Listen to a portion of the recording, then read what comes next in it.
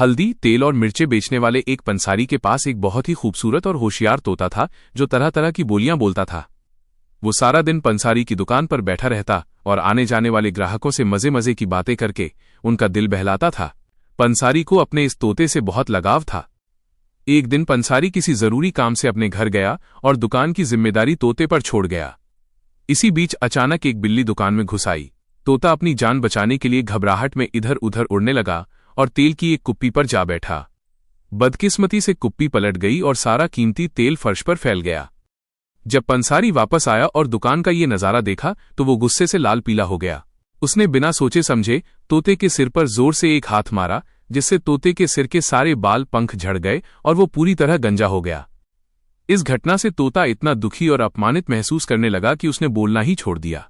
वो गुमसुम रहने लगा और उसने पंसारी से बात करना बंद कर दिया। पंसारी को अपनी जल्दबाजी पर बहुत पछतावा हुआ।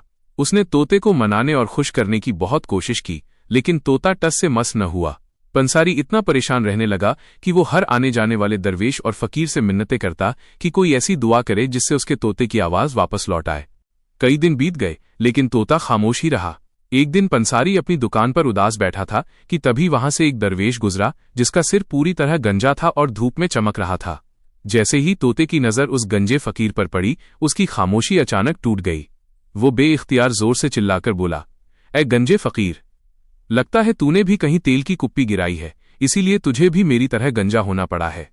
तोते की ये बात सुनकर पास पड़ोस के लोग जोर जोर से हंसने लगे। सब कहने लगे कि देखो, यह तोता भी इस दरवेश को अपनी ही तरह का समझ रहा है। तोते को लगा कि दुनिया में हर गंजे इंसान के बाल गिरने की वजह वही है जो उसके साथ हुई थी।